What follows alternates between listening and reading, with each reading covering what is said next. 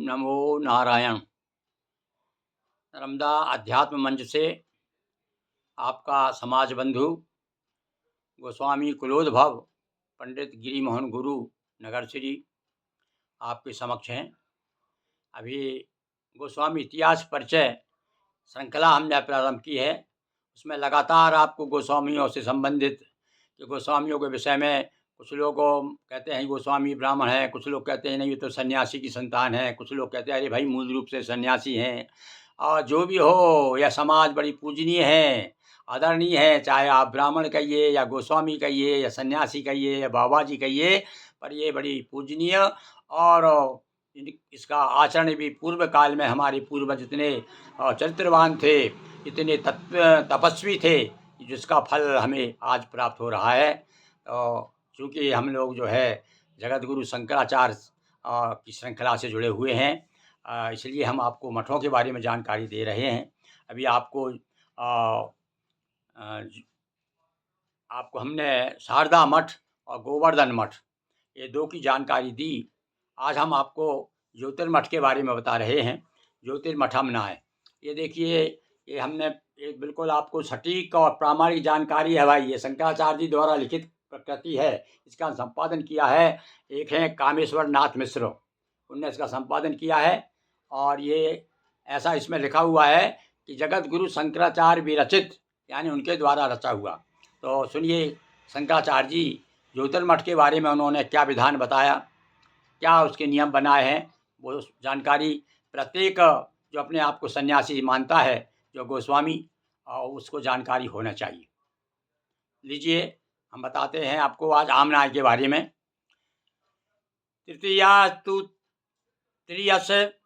तृतीयस तूतरामनायो ज्योतिर्नाम मठो भवेत् श्रीमठे चेति वा तस्य नामांतरमुदीरितम्। स्थापना क्रम में इसका नंबर तीसरा है। पहला शारदा मठ, दूसरा गोवर्धन मठ, तीसरा ज्योतिर्मठ और सबसे आखिरी में आएगा आपका, देखिए कौन सा मठ है सबसे आखिरी में, श्रृंगेरी मठ। चलिए तो आज हम आपको ज्योतिर्मठ के बारे में बता रहे हैं। तो इसका तृतीयस्तुतरामनायो ज्योतिर्नाम मठो भवेत् श्रीमठाच्चेति वा तस्य नामांतरमुदीरितम्। स्थापना क्रम में तीसरा आमनाय उत्तर दिशा का है, जो कि ज्योतिर्मठ है, बद्रीनाथ में है भैया ये ज्योतिर्मठ। इसका दूसरा नाम श्रीमठ भी है। देखो ये बात अभी जानकारी नहीं आपको, ये ज्योतिर्मठ को श्रीमठ भी कहते हैं। संप्रदाय योग पट्ट क्या है इसका कि आनंदवारो विज्ञेया संप्रदायो वत्स सिद्धिदा पदानि तस्य ख्यातानि गिरि पर्वत सागरा। हाँ भाई, इसमें 3 पद है भाई। अभी तक हम 2 तो देखते रहे हैं, इसमें 3 उपाधि वाले सन्यासी हैं। कौन कौन से? गिरि पर्वत सागरा। इसके सिद्धि देने वाले संप्रदाय को आनंदवार समझना चाहिए। इसके योगपट्ट सन्यासियों के नाम गिरि, पर्वत और सागर कहे गए हैं। चलिए, क्षेत्र, देवता और देवी और आचार्य। बद्रिकाश्रमं क्षेत्रम देवो नारायण स्मृतः पूर्णागिरिस्य देवीस्या देवाचार टोटका स्मृता। बद्रिकाश्रम इसका क्षेत्र है। भगवान नारायण देवता हैं, क्योंकि भाई नर नारायण जो है देवता, वहाँ बद्रीनाथ में तपस्या किया उन्होंने, नर नारायण ने, तो इसलिए नारायण देवता हैं। देवी पूर्णागिरी है, वहीं पास में देवी है भाई, पुण्यागिरी कहते हैं कुछ लोग इसे। अपभ्रंश हो गया उसका, पुण्यागिरी कुछ लोग कहते थे यहाँ तुम्हारी देवी, भैया गिरी बताओ तुम्हारी देवी कौन है, तो बोल कहते पुण्यागिरी, ये पूर्णागिरी है असल में वो। तथा टोटकाचार इसके प्रथम आचार्य। ये टोटकाचार के बारे में देखो विद्वानों ने खोज की है, ये टोटकाचार का नाम जो है ये कोई आनंदगिरी नाम के ब्राह्मण थे, वो आकर के उनका नाम ही था आनंदगिरी पहले से ही। ये गिरी तो बाद में प्रचलन तो हुआ ही है, शंकराचार्य जी द्वारा नाम नहीं रखा गया है। ये आनंदगिरी नाम का ही एक ब्राह्मण था जो आकर के टोटकाचार हुआ। तो उससे लोग कहते हैं भैया हमारा मूल तो गोस्वामियों का ब्राह्मण है। चाहे भाई अपन भी मानता है, जो ब्राह्मण को लेके चल रहा है वो भी अच्छी बात है, और जो सन्यासी हैं वो तो बहुत अच्छी बात है। तो लीजिए, तीर्थ ब्रह्मचारी और महावाक्य। तीर्थ चालक नंदाख्यम आनंदो ब्रह्मचार्यो ब्रह्मचार्य व्रत अयमात्मा ब्रह्म चेति महावाक्यम उदाहतम। तीर्थ का नाम अलकनंदा है। इस मठ का ब्रह्मचारी आनंद है और इस मठ का महावाक्य है अयम आत्मा ब्रह्म। अयम आत्मा ब्रह्म, ये मांडूक उपनिषद से लिया गया भाई। ये आत्मा ब्रह्म है, आत्मा ब्रह्म है, ये इसका मूल मंत्र है इस मठ का। चलिए, इसका वेद, गोत्र और भौगोलिक सीमा क्या है? अथर्व वेद प्रवक्ता चा भगवाख्यम गोत्र मुच्यते कुरु काश्मीर काम्बोजा पांचाल विभागता ज्योतिर्मठवसा देशा उदीची उदीची दिग्वस्थिता। आनंद नामक ब्रह्मचारी अथर्ववेद का उपदेशक होता है। ये भैया ज्योतिर्मठ का यानी गिरी पर्वत सागर के वेद कौन सा है? बोले भैया इसका अथर्ववेद है। और गोत्र क्या? भृगु है। देखो आपका कितना, अभी तक हमने भृगुलातरस पढ़ते थे, पर इस पर शंकराचार्य जी ने खुद ही लिख दिया है इसमें कि भृगु गोत्र है भाई। ये भृगुलातरस वगैरह जो लिखते हैं ना, तो वो अपभ्रंश हो गया है, उसे हटा दीजिए। आप तो केवल भृगु लिखेंगे आप, लिखा हुआ अर्थ में लिखा हुआ है इसमें। क्या लिख, फिर से सुनिए आप इसको। आनंद नामक ब्रह्मचारी अथर्ववेद का उपदेशक, और इस मठ का गोत्र भृगु कहा जाता है। कुरु, हस्तिनापुर, कुरुक्षेत्र, काश्मीर, काम्बोज, उत्तर प्रदेश, पांचाल यानी पंजाब, उत्तर दिशा के सभी प्रदेश ज्योतिर्मठ की सीमा में आते हैं। गिरि पद की व्याख्या सुनिए, इसमें क्या बताया है कि गिरि किसे कहेंगे, गिरि की विशेषता क्या है। अब ये देखिए, वासो गिरि बने नित्यम गीताध्ययन तत्परः गंभीराचलस बुद्धिश्चा गिरि नामा स उच्यते।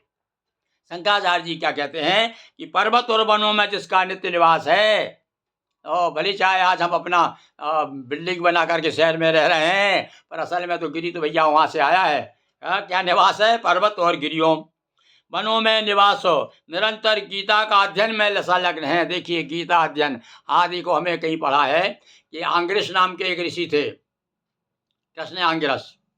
उन्होंने भगवान श्री कृष्ण को गीता का ज्ञान दिया है। और अंगिरस को कहते हैं कि जो गिरी लोग हैं, गिरियों के पूर्वज अंगिरा ऋषि हैं। जो आनंद गिरी नाम के जो ब्राह्मण थे ना, तो उनके पूर्व गोत्र वंश में जो कहते हैं कुल गोत्र में उनका जो है पूर्व पुरुष, वे अंगिरा ऋषि से गिरी नाम चला है। तो कहते हैं अंगिरा से अंगिरी हुआ, अंगिरी का अपभ्रंश हो करके गिरी हो गया। तो इस प्रकार से अंगिरा के द्वारा ही गीता ज्ञान भगवान श्री कृष्ण को दिया है। तो इसलिए गिरी जो विशेष रूप से भैया, वो तो वंश परंपरा चला आ रहा गीता का ज्ञान। तो इसलिए शंकराचार्य जी ने लिखा है कि गीताध्ययन तत्परः, गीता के अध्ययन में तत्पर रहता है। जिसकी बुद्धि गंभीर है और निश्चल है, उसे गिरी नामक सन्यासी कहा जाता है। अब देखो भैया, एक बात तो बताते हैं, अरे मैं स्वयं जो है गिरी उपाधिधारी आपके सामने हूँ, गिरी मोहन गुरु के नाम से आप मुझे पहचानते हैं।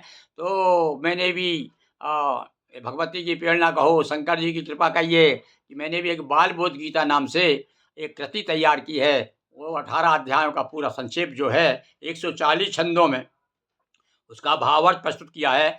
उसका भी समय मिलेगा, यदि आप सुनना चाहेंगे तो मैं बाल बोध गीता, जो गिरियों को बड़ा प्रिय है गीता अध्ययन, तो वो सुनाऊंगा आपको। तो ये तो हो गई आपकी आज गिरि पद की व्याख्या।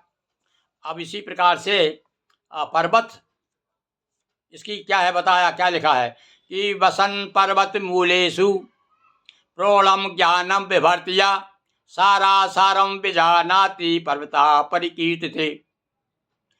जो पर्वतों के मूल में, उपत्यका में निवास करता है, यानी गुफाओं के निवासी हैं भाई पर्वत, समझे। जिसका ज्ञान दृढ़ हो चुका है, जो ज्ञान में बिल्कुल मजबूत है, पक्के हैं, जो सार और असार को विशेष रूप से जानते हैं।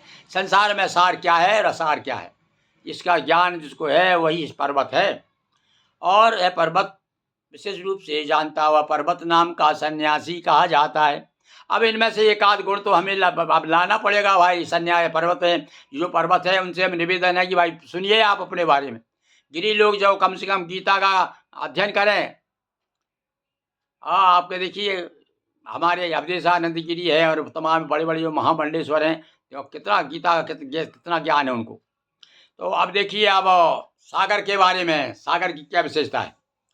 तत्व सागर गंभीरः ज्ञान रत्न परिग्रह मर्यादाम वे न लंघेत सागरा परिकीर्तते। हाँ, कहते ना, सागर अपनी सीमा नहीं छोड़ता, अपनी मर्यादा में रहता है।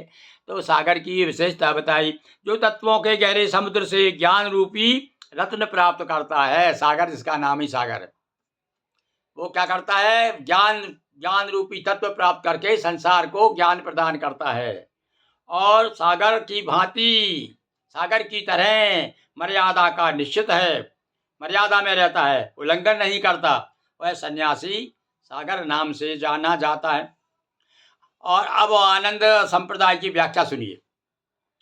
आनंदो ही विलासंचा वार्थते येन जीविनाम संप्रदायो यतीनाम च नंदवारा स उच्यते। सत्य ज्ञानम अनंतम यो नित्यम ध्याये तत्ववित् स्वानंदे रमते च वे आनंदा परिकीर्तिते।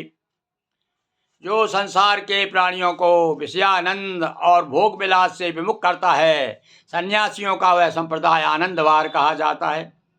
अनंत सत्य ज्ञान ब्रह्म का नित्य चिंतन करने वाला, आत्मा के आनंद में निरंतर रमण रहने वाला यानी ब्रह्मचारी आनंद कहा जाता है। आज हमने आपको ये ज्योतिर्मठ के बारे में जानकारी दी, और अब अपना कौन सा रह गया शेष, श्रृंगेरी मठ रह गया।